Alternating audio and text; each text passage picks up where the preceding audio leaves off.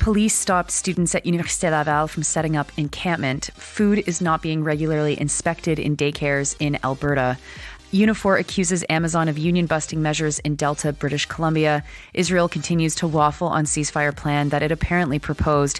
And Sudanese refugees in Ethiopia face growing violence. Good morning. It's Monday, June 3rd. I'm Nora. Here are your headlines.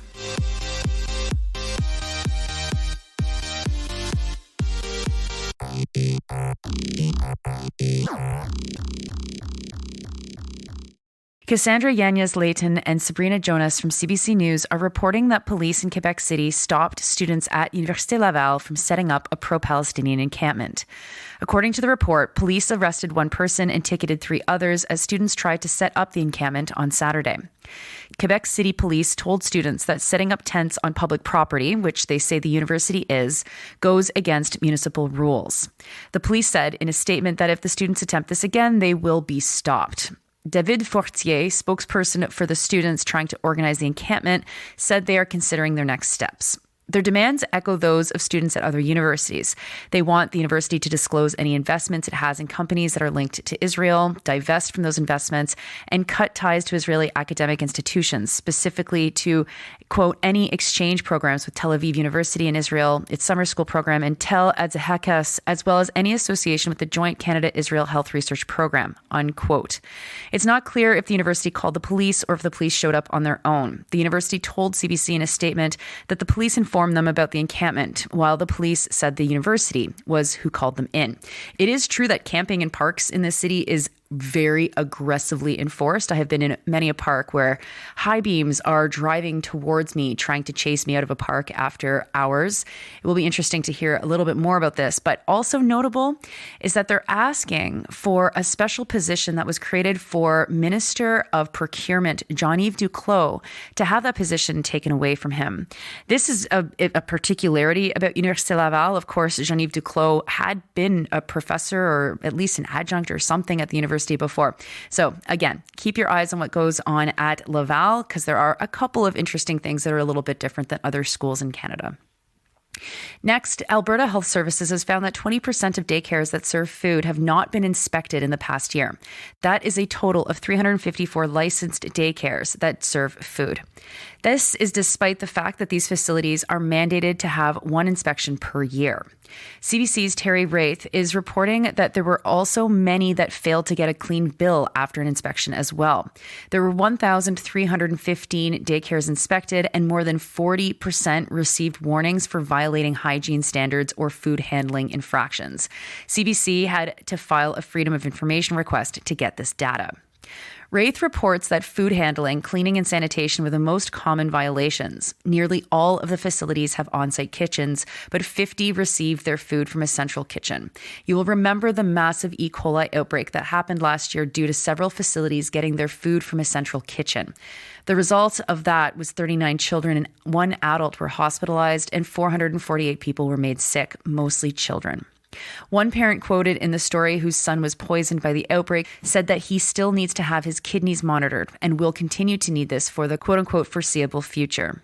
There was also a high rate of non-compliance. 44% of these daycares were non-compliant. Wraith compares that to Toronto, where there might be 9 to 10% a year. One of the daycare centers with the E. coli outbreak had been inspected 11 times, and there were new violations found in at least 6 of the visits. It was also cited for 3 critical violations. There have been no fines or prosecutions linked to any of these failures, and it's a world where kids do get sick all the time, so it'd be very easy for parents to not notice that they were getting sick because of these safety violations and not just because they're in the daycares. Also, probably not surprising, there is a shortage of food safety inspectors in Alberta. Where there were more than 65,000 in 2018, that number was 48,500 in 2022-23, something that the union that represents the inspectors, HSAA, deplores. Now to BC. Unifor has filed a complaint against Amazon, saying the company is trying to stop attempts by its workers in its Delta warehouse to unionize. Specifically, Unifor accuses Amazon of ramping up hiring as the union is trying to get workers to sign union cards. The rule in BC is that if 55% of workers sign union cards, certification is given right away, while if 45% sign cards, a vote would be called instead. Unifor is saying that Amazon increased the workforce at the Delta warehouse by 30% to try and dilute union support. The union's Western Regional Director, Gavin McGarrigle, told the Canadian press this, quote, "I think it's the sheer scale of the brazen attempts to intimidate employees that sets this apart," unquote. In its complaint to the Labour Board, the union asked for certification regardless of the vote. The fight to unionize BC's Amazon warehouses has been going on for a while, with Unifor accusing Amazon of various union-busting measures like, quote, displaying anti-union messages on messaging devices controlled by the company, interrogating workers about whether they or their colleagues support unionization, bringing in union-busting managers from out of province, and relaxing certain unpopular workplace policies, unquote. The first Amazon warehouse in Canada unionized in mid-May in Quebec. Now, international news, and first to Israel, where a political crisis is unfolding for Benjamin Netanyahu. On Friday, Joe Biden spoke from the White House and outlined a ceasefire deal that he said Israel put forward that closely resembled other ceasefire deals that have recently been discussed, including one that Hamas said it accepted. Biden on Friday said this, quote, Israel has made their proposal. Hamas said they want a ceasefire. This deal is an opportunity to prove whether they really mean it. Hamas needs to take the deal, unquote. In the following hours and days, far-right members of Netanyahu's government said that they would resign and collapse the current coalition keeping him in power if he agreed to the deal. On Saturday, Netanyahu put out a statement in English saying this, quote, Israel's conditions for ending the war have not changed. The destruction of Hamas military and governing capabilities, the freeing of all hostages, and ensuring that Gaza no longer poses a threat to Israel. Israel will continue to insist these conditions are met before a permanent ceasefire is put in place. The notion that Israel will agree to a permanent ceasefire before these conditions are fulfilled is a non-starter, unquote. The centrist opposition party in Israel is now urging him to accept the deal, saying they would back the government if far-right members resign. As a reminder, Netanyahu faces several corruption charges that he denies, and being in office effectively keeps him from prosecution. While all of this is happening, several media organizations are reporting that the U.S. is saying that they have, quote, every expectation, unquote, that Israel will accept the deal, which goes against everything Israel has said publicly up to this point. Meanwhile, there's been mass protests in Tel Aviv calling for the government to accept the deal. Hamas, for its part, says they are prepared to accept the deal.